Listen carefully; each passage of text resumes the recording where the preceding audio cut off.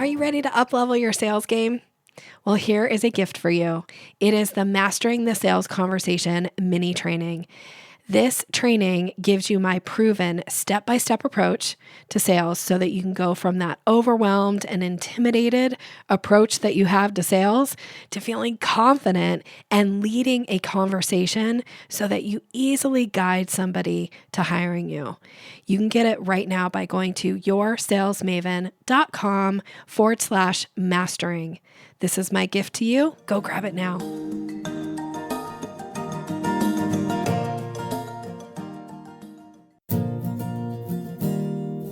Do sales conversations make you feel awkward or pushy? It's time to ditch the outdated salesy strategies. Your guide, Nikki will show you how to combine kindness with selling skills to meet your prospects where they are, and in the process, how to uplevel your influence and income. Learn how to earn business easily and effortlessly. Here's Nikki. Welcome, and thank you for listening to the Sales Maven Show. I'm your host, Nikki Rausch. I'm your own personal sales maven, here to offer you tips, strategies, and techniques to master your sales conversation. Today, we are going to talk about those prospects who express interest in your expertise and your services and your products, and yet don't buy because they give you this answer. I'm going to explore all the free resources available before I invest in this. Have you ever had that happen to you? Oh my gosh, can I tell you how many times that has happened to me?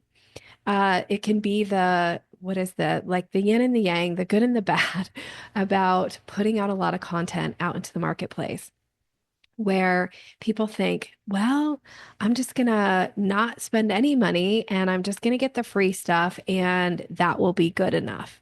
Now, you probably know that isn't good enough to get the results that they have just told you on the discovery call or on the console call that they need. So, how do you handle these situations? And this came up in a coaching session with a client, and we kind of talked through this. So this is my take on it. You do what makes sense for your business. I am one of those people who doesn't believe in chasing clients, and I also don't think that it's my job to try to convince somebody that they're wrong about their opinion or that they're wrong in not hiring me if they're not ready to, because I don't like for people to push me if I'm not ready to spend money, and I don't like to be made to feel like my whole life is going to fall apart and the sky is falling if I don't hire somebody. So I don't ever want to come across that way with somebody else. So in these instances, oftentimes the approach that I'll take, and this is what I coached for my client. So this is the suggestion that I'm offering to you today for listening, is that you set yourself up to be that resource for them. You give them some options, and then they get to decide as an adult what it is they're going to do. And your job is to just make it easy for them to take the next step with you if and when they are ready. Okay. So that's kind of what we're going to go through today. I have some language suggestion here for you in this particular episode. And this is the exact kind of phrasing that I gave to my client, which is, when somebody says to me, oh, Nikki, I'm just going to use your free resources. Or actually, I had somebody say to me not too long ago, I'm going to listen to every episode of your podcast before I take a next step with you, which at that point, I think there were 20 episodes. And I'm thinking like, oh my gosh, I may never hear from this person again. Who knows how long it's going to take them to binge the 200 and some episodes. I think now this episode that you're hearing is somewhere in the 260 range. And you know what? Actually, within just a couple weeks, the person came back and did hire me. So don't be afraid of this concept when somebody just wants to utilize free resources. What's awesome is if they're utilizing your free resources, because that is building the know, like, and trust.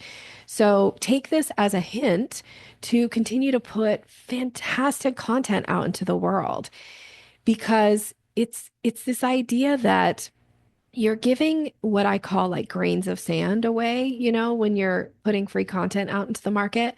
Now, sometimes people think like they got a free grain of sand. They think that's the beach because they don't know what all is possible and that you know. And when you're putting content out into the market, it is your job to lay that foundation of like what's possible, what else. And you can do that through language of like, this is the first step, or this is one of, the 5 steps, or this is to get you started, right? Which implies that there's more.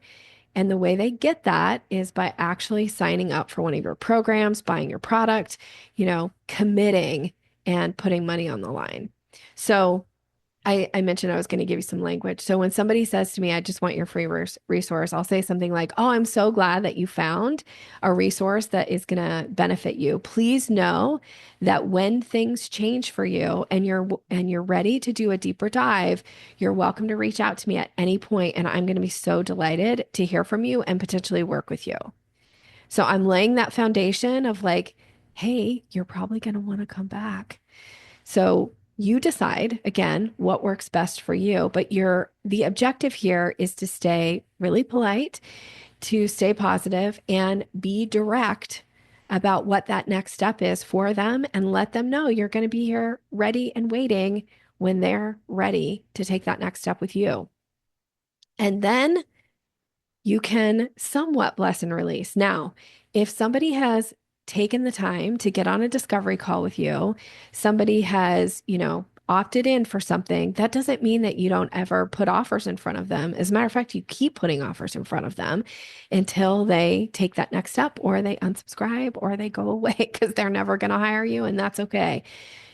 I'm not a big fan of chasing clients. As a matter of fact, I have a philosophy that I don't chase clients, but I do continue to invite people to work with me. So when you think about once somebody has had this conversation with you and they've said, I want to explore free resources, what are those next steps to stay engaged with them without you chasing them and spending a bunch of time and energy trying to convince them, I'm putting in quotes here, to buy from you? There are lots of ways that you can do this. One is when somebody, is an ideal client for you based on the discovery call of what you found out about them, and you have put an offer in front of them and they give you this, I just want to explore free resources. Before you end that conversation, you probably want to check in with them and say, is there anything that would feel like a right next step for you for us to work with? So for instance, if I offered you a getting started package, or if I offered you a, a training course that you could do on your own, at your own time, or whatever that is. So to me, this is like putting a downsell offer in front of them just to see. Because oftentimes, once people pay you a little bit of money and they get like exposed to what's possible for them when they work with you, they're much more likely to like take that next step and invest again and again and again. So don't be afraid of giving them a downsell offer. It doesn't always have to be an all or nothing. It doesn't have to be like, you take my high priced offer, or, go kick rocks. Don't ever call me again. Like, it's okay to have something else for them. Now, if you don't have a downsell offer, but you maybe have another free resource, that might be something that you offer to them. Again, just to keep them focused on your resources versus trying to just like go out to, YouTube and find as many videos from as many people that do what, a version of what you do. Because then you have a really hard chance of getting their attention back, right? So, or is it a curated list of some podcast episodes? Maybe it's some podcast episodes. If you don't have your own podcast, maybe it's a podcast where you've guested and you could send them some links to those. Now, you want to check and see, if I was able to provide you with some additional resources, would that be helpful? And this would be something that would be a no cost to you. And then you check to get that permission. And then once you have it, then you can send those resources out to them. And then you move on. You don't lament about, oh my gosh, I'm so frustrated. Like, these people aren't doing what it is that I want them to do. I know, but that's okay. Your job is to continue to put yourself out there and make yourself available for the people who are ready when they're ready. So that means you continue to put offers out into the marketplace, that you continue to have exposure into the marketplace, whether it's by, whatever marketing efforts, whatever kind of content that you continue to put out into the market. And at some point, the people who are like, I really do want to consume a bunch of free resources, but I am going to invest in this, they're much more likely to come back when they're consuming your content. All right. So the other thing is keep in mind that timing is always the issue. And it's the thing, timing is one of those things that you don't get to control, right? For some people, they have to get so uncomfortable with the status quo before they will make some changes. But you don't know what that level of uncomfortableness is going to have to be that they have to attain in order to say, that's it, I'm done. I don't want to live like this anymore. I don't want my business to be like this anymore. I don't want to, lose any more sales before I'm ready to invest in a sales coach or whatever it is that you offer. So it's okay.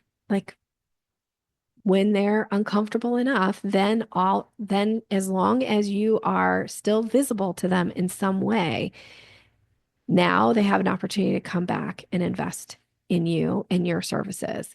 And now your services get way more valuable because they're so uncomfortable, they're willing to pay to have some change. So just remember, some people need to experience a different level of uncomfortableness, even in addition to what they have already said to you on that consult call. So these are those moments where you just don't get tied up in something that you have no control over. And I will say I spend a lot of time coaching clients around their level of frustration about people not doing what it is that they want them to do, not saying the things they want them to say, not behaving in the way that they want them to behave. And this is where I always bring back my all-time favorite quote, which is, "Blessed are the flexible, for they shall not be bent out of shape." You have to add flexibility. You cannot be more attached to somebody taking action and getting outcomes for them than they are for themselves. Like you, you'll drive yourself crazy. It'll be like beating your head against the desk. Like, what's the point in doing that? Or what's that saying? Like taking poison and expecting the other person to die. That's a really dark example that I'm giving you here. But when you're wanting to change somebody else's behavior, there are things that you can do, words to have influence, but ultimately they are going to decide this for themselves. So not being overly attached and being okay with them, consuming as many free resources as you've put out there. Now, I want to clarify. I'm not saying give them a bunch of stuff for free that you would normally charge for. I'm not saying that. I'm saying give them ways to consume free content from you that you've already put out into the marketplace. I don't mean that you have to go create a bunch of new free stuff for them either. Although, if they've given you some great ideas that you think multiple people would benefit from, like take that idea and run with it and create a new opt-in or create a new podcast episode or create a new XYZ, whatever that is for you. But don't be afraid of putting more content out into the marketplace. I actually teach a course. It's one of my master classes, and I talk about how it's so okay to give some of what you consider your secret sauce away. Because when somebody is blown away by something that you give them, oftentimes they're like, well, she's giving that for free. Like, what else does she have? I had a client many, many years ago, I remember, who was so opposed to this. She held on to what she considered her secret sauce so closely. She kept it. The saying is like, I play my cards really close to my vest, or I'm not a poker player, but that's the like saying around this of like, I've got to hold all of my secrets so close and they're always behind the paywall. But what would happen a lot of times is she wasn't putting enough stuff out there to entice people to want to take that next step. And when I got her to loosen the reins a little bit, what she found is all of a sudden more people were interested in having discovery calls with her. She was actually closing more sales. So again, It's okay when somebody wants to just consume free content. Let them consume your free content. That's kind of the point of this particular episode.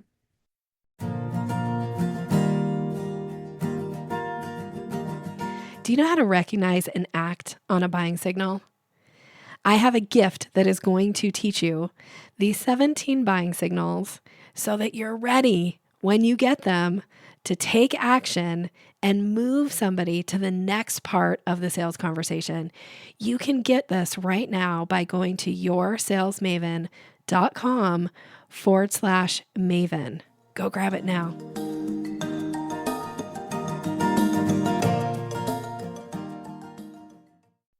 Okay, so final thoughts here. You can't change somebody's mind who isn't ready. You can position yourself as the go-to expert when they are. And so really look at your processes, your programs, your offers. What are other ways for them to get access to consume content that doesn't take any more of your time? Like this is stuff that is already out there. Like create a resource, maybe a resource page on your website. And it could even be they have to opt in for that, right? Like they have to be added to your email list to get access to this resource page of free resources. And it can be, a lot of free resources. Um, give them ways to consume. Certain people have a certain number of times, this is known as convincer strategy, a certain number of times they have to hear about something or be exposed to something before they're ready to take action. So the convincer strategy, if you've heard me talk about it, is there are a certain number of times someone will say no to something before they'll say yes. Now, I want to clarify, I'm not talking about you convincing somebody because I don't believe in sales. It's your job to convince people to buy from you. I think it's your job to put an offer in front of them and allow them to make a decision. And you do that strategically through language and through your offers. But a convincer strategy is something they decide for themselves. So if somebody's convincer strategy, and it's context specific, by the way. So somebody might have a convincer strategy of one, right? Like they hear about something or they read about something or they experienced some piece of your content and they're like, I need more of you in my life. And they immediately sign up for your highest priced program or offer. That's that one, right? Those are great. We love those people. But there are other people that will have convincer strategy that could be 3, or it could be 10, or frankly, it could be 25, could be more. I was actually listening to a podcast not too long ago, and the guest on the podcast was talking about a study that a company did that was talking about micro touches. She didn't list what the study was or who it was for, so I'm not quoting specifics here, but she talked about how this company had invested $1 million in a study around how many times people had to be exposed on average to their offering before they took action. And they were saying like these were micro touches. So a micro touch could be that they got an email from you but didn't actually read it, but they saw that your email showed up in their inbox, or they scrolled something on social media, didn't actually stop and read your post, but saw a post from you. Those could be micro touches. And apparently this company that invested $1 million in this study found that with their clients, the micro touches had to reach 30. That seems like a lot. But when you think about how much content you've put out into the market, how many times you're posting on social media, how many podcasts you've guested on, or how many podcasts you've created of your own podcast, or how many offers you've put out in the last year, these micro touches, they all count, right? And you're moving people towards that action. Your job is to always be there with an invitation when they're ready to take action. So I always say when you're creating offers, you want to hit the trifecta. It's the right time, the right offer at the right price, and then people buy from you. But you don't always know what that right offer at the right time and the right price is going to be for that individual person, which is why you continue to put offers out. And it's okay if nobody buys them. You're micro touching. That's okay. It's okay if you put a blog post out and you didn't get any comments on it and you think, well, nobody read it. That's probably not the case. It's okay for you to send out a weekly newsletter and think to yourself, I don't know if anybody read it. It's still a micro touch. So continue to put your content out there and don't be uh, discouraged, is what I would say. Don't be discouraged when somebody says, I want to consume a bunch of your free content, or I want to consume a bunch of free content before making a decision. It could just be they're not ready to buy. Now, one last story for you, and then I'm going to wrap up, is I remember having a client or having a call with a prospective client who could not have been more of an ideal client. Like every single answer to the questions that she asked her or she answered during the discovery call was an indicator to me of like, oh my gosh, I could really help this person. And she was a prime candidate for private coaching with me because the things that she was saying she wanted to work on, these were things that we could go really deep on in strategy sessions. And she wanted kind of that ongoing support. So having that Voxer access for me, like all these things made her so perfect. And she even had been referred by one of my other clients who is such a great ambassador for me. She was like raving about the results that she got in her business. So again, prime candidate. And I remember she was like, I think I'm just going to go like look at your website a little bit more and kind of explore and see what else is out there. And she ended up buying a $27 offer from me, like within hours of us having a call. The offer that I had actually put in front of her was like a $3,000 offer for a private coaching opportunity, which was a deal at the time. Like it was one of my like special promotional offers because normally it was like $6,500. So it was a really great deal. And she was like, I'm gonna like explore. And so she bought a $27 offer. And within 7 days, she actually had bought 3 times from me. And the third time was the offer that I had originally positioned to her. She just needed that like little bit extra. She's actually still a client to this day. She still invests in the things that I put out there and she finds that it benefits her and her business. So she's still like now become a long-term client. So again, I hope that story inspires you. They are out there. Those people are out there. And the people who aren't, the people who are like, I'm just going to get the most free stuff that I can possibly get in the marketplace, like, okay, those are the people who they're not a right fit. They can consume your content. You don't have to spend any more time and energy, and they can go find your content on their own if they want to. But I think I've actually talked about this before. Like, just like when I go to, I love Costco. I don't know if you like Costco, but I love Costco. And it's always fun to see what they're sampling. And I don't always take advantage of the samples, but you see the people who like go to every sample thing and they're like waiting to get the free sample of whatever it is. Costco's not putting the samples out for the people who just want to like go in there and like snack. They're putting it out there for the person who takes the sample, tries it, and says, I'm going to buy that and puts it in their cart. That's who you're putting content out into the marketplace for too. Be Costco in this moment. They don't get offended by the people who stand around and just want to like snack on every little thing. I always think, why don't you just buy the $1.50 hot dog? It's a great hot dog. Like, why don't you just buy that if you're just here to eat? But, whatever, to each their own. So, as always, I'm wishing you continued success.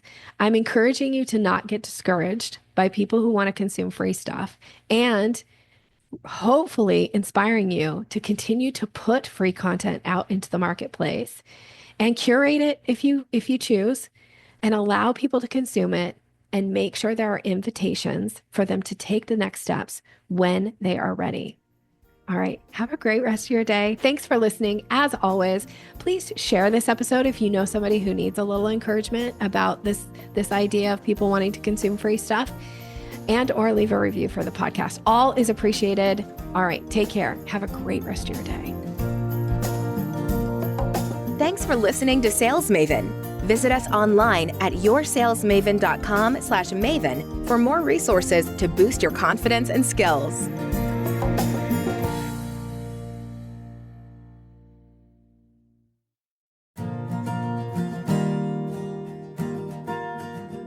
Are you ready to increase your confidence in your sales conversations? I have a gift for you that is going to show you exactly how to do that. It is my Closing the Sale ebook. It's all about leveling up your confidence, giving you language to use, how to seamlessly move somebody through the sales process. And you can get it right now by going to yoursalesmaven.com/Maven. Go grab it.